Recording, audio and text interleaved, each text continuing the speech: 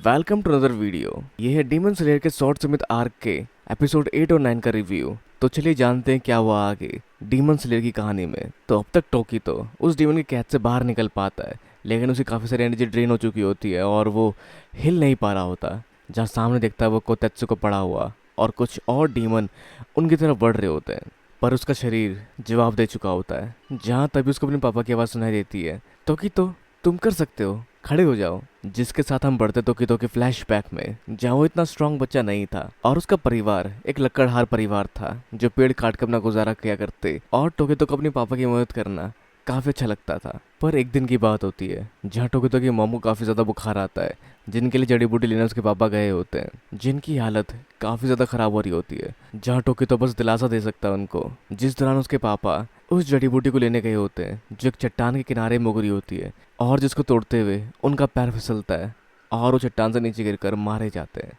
और साथ ही इलाज न मिलने की वजह से उसकी मम्मी भी मारी जाती है। और तब सिर्फ वो 10 साल का था जब उसने अपने मम्मी पापा को खो दिया और वो अकेला हो गया। नहीं, वो शायद 11 साल की उम्र में अकेला हुआ, क्योंकि उस समय तक उसका भाई उसके साथ था, जो दोनों जुड़वा थे। जहाँ उसका नाम था यूचिरो और इसका नाम था म्यूचिरो, और टोकी तो उनका सरनेम था। तो कहानी में आगे इसका भाई यूचिरो इन सभी इंसिडेंट से काफ़ी ज़्यादा नेगेटिव हो चुका होता है, जो कहता है हमें किसी की मदद नहीं करनी चाहिए। तुमने देखा मदद करने का नतीजा, हमने अपने माँ बाप दोनों को खो दिया। अगर पापा जड़ी बूटी लेने नहीं जाते तो वो जिंदा होते। जिसमें मुचिरो कहता है पर वो मम्मी के लिए वहाँ गए थे, पर फिर भी क्या फ़ायदा हुआ, दोनों में से कोई भी नहीं बच पाया।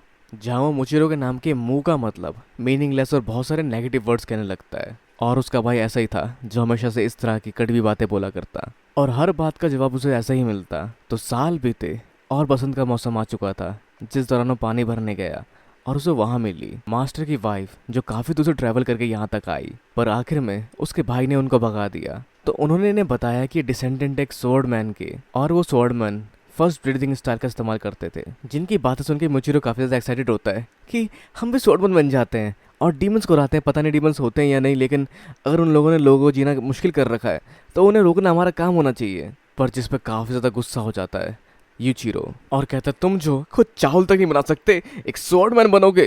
तुम भी बिल्कुल मम्मी और पापा की तरह हो। जहाँ हमारी मम्मी काम करते रही, बताया नहीं उन्होंने कि वो बीमार है, और अपनी हालत और ख़राब कर ली। और हमारे पापा तूफान के बावजूद वो जड़ी बूटियां लेने गए। मैंने कई बार विनती की मम्मी से, काम मत करो, आराम करो, पर उन्होंने कभी मेरी बात सुनी नहीं। तुम्हें पता है कौन लोगों की मदद करते हैं? चुने हुए लोग। हमारे पूर्वज भले रहे होंगे कमाल के तलवारबाज, लेकिन हम वैसा नहीं बन सकते।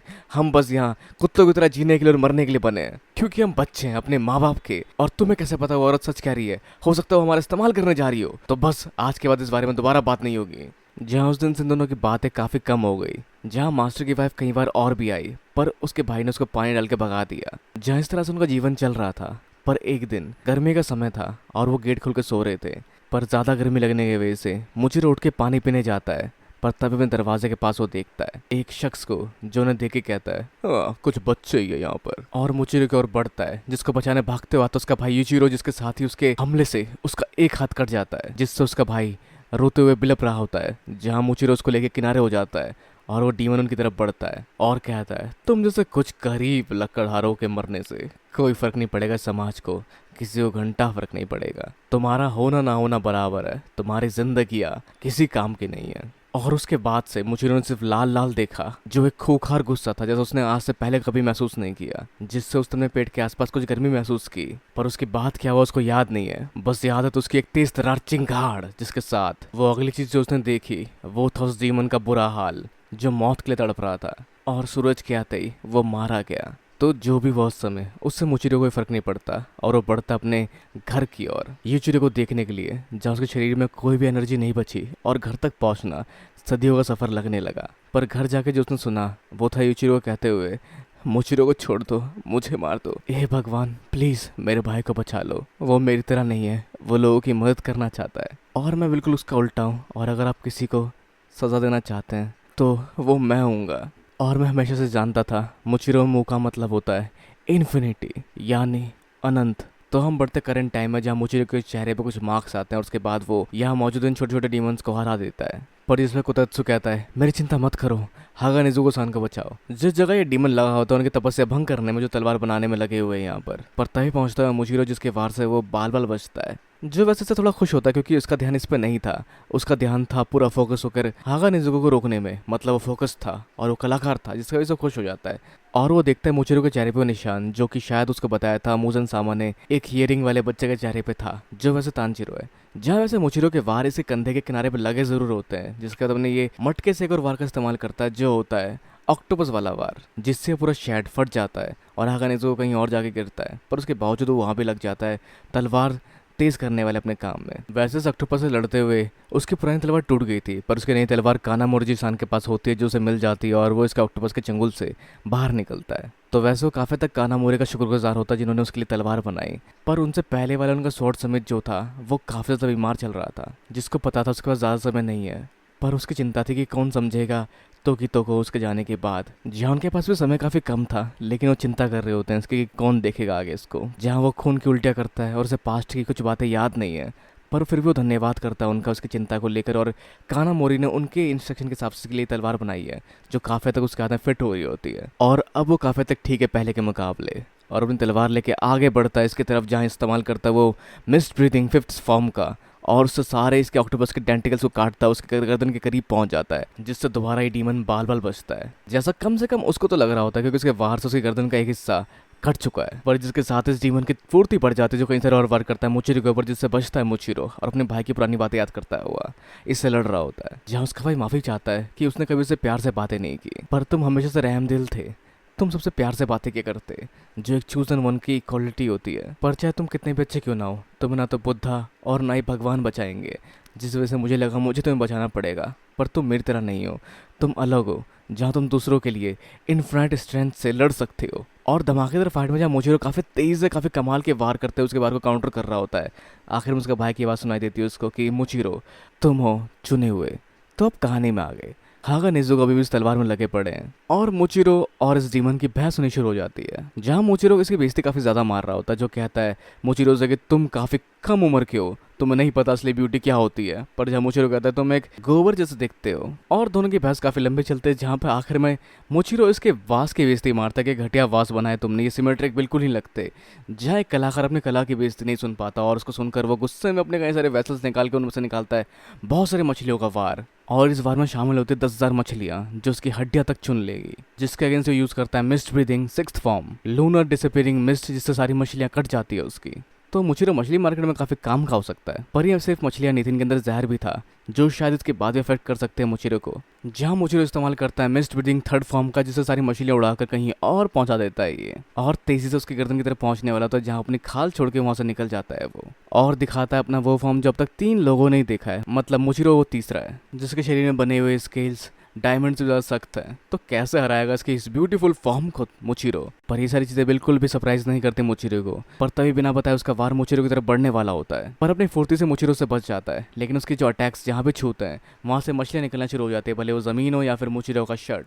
तो देखा तुमने मेरे कमाल का वार, जिस वार से तुम नहीं बच सकते, जिसकी तेजी काफी ज्यादा और मेरे स्केल से तुम अपनी तलवार भी आर पार नहीं कर सकते। पर मोचिरो इस सबको देख के मुस्कुरा रहा होता है, क्योंकि अगर उसका अल्टीमेट वार उसे छू ही नहीं पाएगा तो क्या ही फायदा उस अल्टीमेट वार का। तो अब हम बढ़ते हैं फ्लैशबैक में मोचिरो के, जब उसका भाई और वो पड़े हुए थे एक दूसरे का हाथ पकड़े हुए, तो दोनों के शरीर में जहाँ कटा हुआ हिस्सा था वहाँ कीड़े लगने शुरू हो चुके थे और शायद दोनों मरने वाले थे। लेकिन तभी वहाँ पर मास्टर की वाइफ आती है और उनके घाव का इलाज करते हैं, जहाँ उसका भाई पहले ही मर चुका था। पर ये सारी बातें टोकी तो भूल चुका था, पर उसके शरीर को कुछ याद था, जहाँ वो ट्रेनिंग किए जा रहा था लगातार, जिसके शरीर में एक जुनून था जो महसूस कर पाया था वो, और उसे पता था जब तक वो मरेगा नहीं ये जुनून कहीं नहीं जाएगा। जिस वजह से उसने इतनी ट्रेनिंग की कि उसके मुंह से खून की उल्टियाँ होने लगी, ताकि वो डीमंस को मार सके, हर एक डीमन को मार सके। जहाँ मोचिरो आगे बढ़ता है लड़ने के लिए, जहाँ वो डीमन अपनी रफ्तार बढ़ाते हुए काफी तेजी से लड़ना शुरू करता है, जहाँ दोनों की रफ्तार देखते ही बनती है। जहाँ वो डीमन गुस्से में कह रहा होता है कि तुम मारे जाओगे, तुम्हें मारने के बाद मैं तुम्हारे मुंडे की जगह अपनी प्यारी सी मछली लगाऊंगा, और वार करने पड़ता है मोचिरो को। और जहाँ मोचिरो इस्तेमाल करता है मिस्ट ब्रीथिंग 7th फॉर्म का, जिस वार के इस्तेमाल से डीमन प्रेडिक्ट नहीं कर सकता कि कहाँ है मोचिरो, और मोचिरो किसी एक किनारे से आकर उसकी गर्दन काट देता है काफी आराम से, जिसको अभी भी समझ नहीं आता कि वो मर चुका है। जो कहता है ये सब उल्टा सीधा क्यों लग रहा है, जैसा आज तक उसके साथ कभी नहीं हुआ। जब उसकी गर्दन कटने के बाद भी वो हिस्सा दोबारा रीजनरेट करना शुरू हो जाता है, और वो विश्वास नहीं करना चाहता कि वो हार चुका है।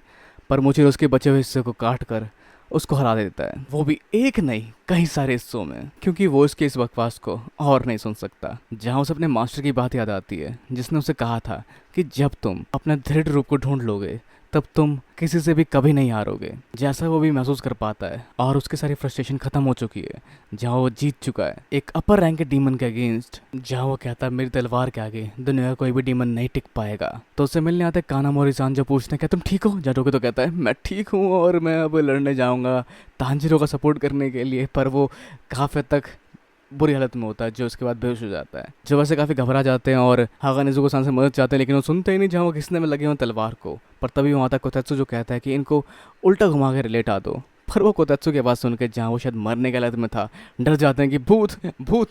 तो कोतेत्सु के पेट से जो खून निकला था उसके हाथ के कटने की वजह से निकला था, जो इतना डीप तो है पर इतना खतरनाक नहीं कि वो मर जाए।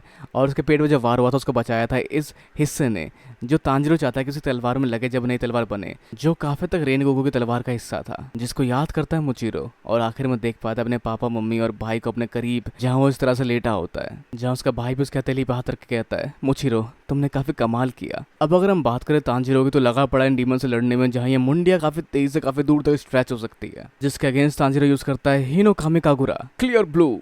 पर उस ड्रैगन के मुंह से निकले वाइब्रेशन से वो एक किनारे होकर गिर जाता है, जिसके अगेंस्ट नेजुको और गेने लड़ रहे होते हैं, जहाँ गेने इनमें से एक मॉन्स्टर की मुंडी पकड़ कर उसको फाड़ देता है। और इन सभी डीमन के वार काफी खतरनाक होते हैं, जिनके एक वार से तांजिरो के पैर को काफी ज्यादा चोट लगती है। जिन सभी वारों से बच रहा होता है तांजिरो, जहाँ वो काफी खतरनाक वार होते हैं और इनकी कुंडली में फंस चुका होता है गेन्या। पर तांजिरो भाप पाता है कि इसकी लिमिट ज्यादा दूर तक नहीं है, पर तभी वो देखता है कि इसके मुंडी के अंदर से और छोटी छोटी मुंडी निकल के उसके हाथ को पकड़कर उसको अपने साथ घसीट लेती है और उसको अपने अंदर लेकर क्रश करने वाली होती है, जिसके अंदर का प्रेशर काफी ज्यादा होता है। जहाँ उसको बचाने के लिए उस मुंडी से लड़ने पहुंच जाती है नेजुको भी, पर उसके अंदर क्रश होने वाला होता है तांजिरो। पर तभी वहाँ आते कानरोजी, जो इन सभी मुंडियों को अपने लव ब्रीदिंग स्टाइल से काट कूट कर चीर फाड़ के बचा लेती तांजिरो को। और वो तांजिरो को आराम करने के लिए कहते हैं, लेकिन तांजिरो के कान के पर्दे फट चुके हैं उस वाइब्रेशन से, तो वो कुछ सुन नहीं पाता उनकी बातें। तो यहाँ वो आई इन लोगों को बचाने के लिए, तो इन्हें बस अब आराम करने की जरूरत है, जहाँ इसका सामना करेगी कानरोजी, जहाँ अपने लव ब्रीदिंग स्टाइल से वो इनको काफी बढ़िया तरीके से डोमिनेट कर रही होती है और इस जंग को आगे बढ़ाती है।